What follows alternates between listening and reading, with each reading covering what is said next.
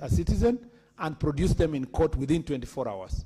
Anything beyond 24 hours, again, is illegal because it's a violation of the Constitution. The Constitution requires that if you must hold a citizen beyond the 24 hours, it must be with the consent of the court. And so 24 hours is mandatory, and that is the right. Anything beyond that is unconstitutional. The hooding of police officers' uniform, includes hoods, are used in certain circumstances for operational reasons, especially when you need to protect the identity of the police officers when carrying out dangerous operations that deals with people like terrorists, sometimes bandits, sometimes gangs. Gangs are very targeting of police officers. And I am glad that the Senator appreciates that sometimes those gangs and criminals may be within demos or in public space or any places that can be, and the police officers are rightly to protect themselves and protect their identity so that they are not targeted by dangerous criminals after carrying out the responsibilities they do. But by law, once they do so, they arrest the person and they must produce them in court. You need to know that our police officers operating in serious areas like the border of Kenya and Somalia face dangers every day. And if you were to force them to be seen, or those who are operating in areas infested with bandits are always facing dangerous criminals who are ready to revenge. And hooding and protecting our police officers is the responsibility of the National Police Service to provide the necessary uniform. On the question of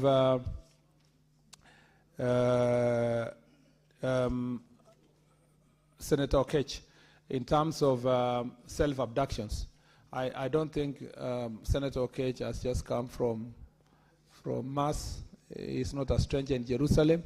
He was in town when the Honorable Koimburi abducted himself, and then there was a man, and the impeached deputy president went to the hospital, and then he was even lying to Kenyans that Koimburi cannot speak. He was given chemicals and so forth. I am glad that the alleged victim then, Honorable Koimburi, has now laid bare that this was an act of drama, Mr. Speaker, that was only meant to win Kenyans. And up to now, the impeached deputy president has never apologized to the people of Kenya. He continues his lies. He progresses. So he's looking for another drama to try to paint the government National Police Service in bad light. Mr. Speaker, the same happened to Honorable Tuju the other day. Self-abducted, ran around. Only, Mr. Speaker, to be found, he was in his bedroom, relaxing and sleeping there.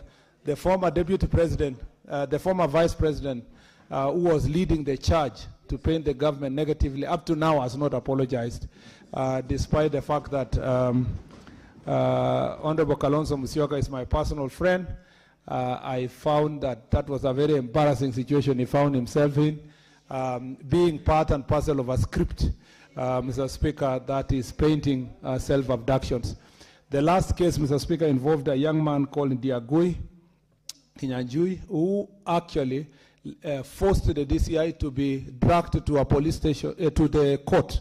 And I think it was Justice Mwita, now a Court of Appeal judge, who really berated the DCI and, banged the tables. But, Mr. Speaker, when it was found finally that Ndiagui was just having his kideri, relaxing in his house, up to now, Justice Mwita has never apologized to the Inspector General of Police, the DCI, or the people of Kenya. So, Mr. Speaker, these three cases, among others, paint a very bad picture, because all of these three gentlemen I've mentioned are role models and leaders of their own right.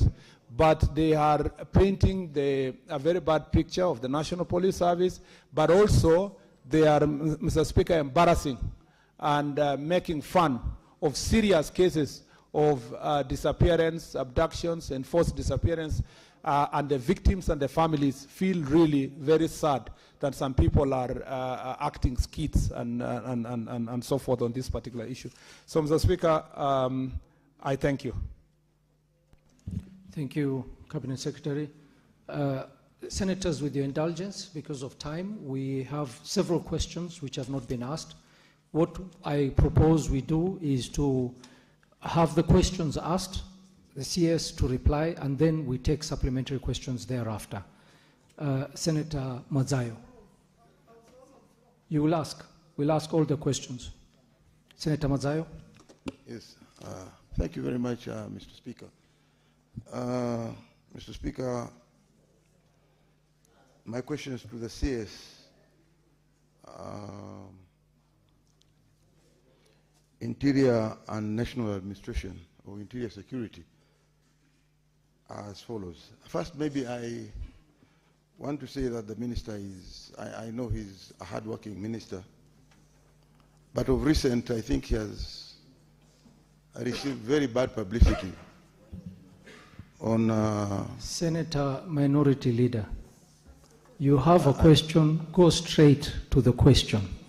Yes, but I have to introduce what I wanted to There say. is no introducing the question, Senator. Thank you for your guidance.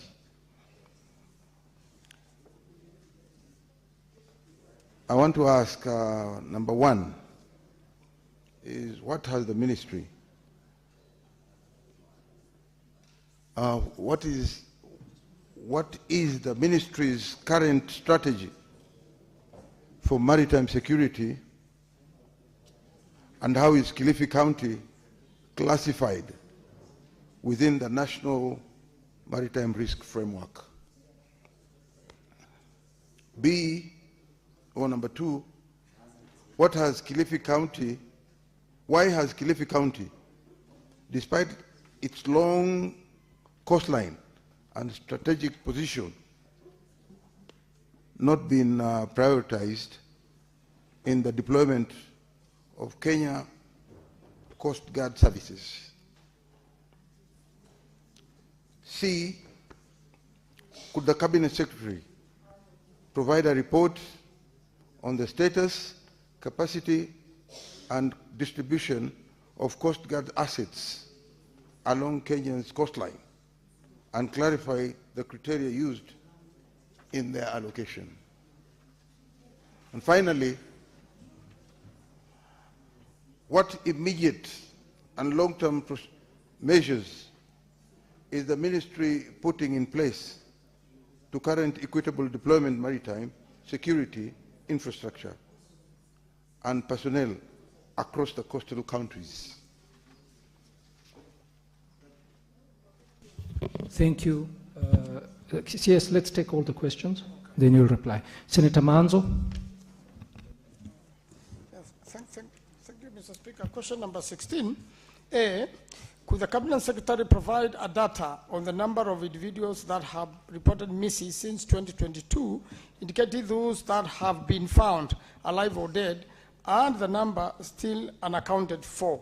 B, have the police or other security agencies established who was involved in the disappearances, and if so, could the Cabinet Secretary provide details on the actions that have been taken to bring the individuals to book? C, what measures is the government implementing to address the increasing cases of abductions in the country, and to specifically ensure accountability in respect of enforced disappearances? Mr. Speaker, D, could the Cabinet Secretary provide details on the physiological and other support mechanisms, psychological and other support mechanisms available to abduction victims, and indicate whether financial compensation has been provided to any victims or their families? Mr. Speaker, I had one final one. If you allow me, I can read through. Senator, because of time, we can't. Senator Ujenda, Senior Counsel, Professor, ask your question. Thank you, Mr. Speaker. Mr. Speaker, my question is addressed to CS Interior. Number one, could the Cabinet Secretary explain the circumstances under which police officers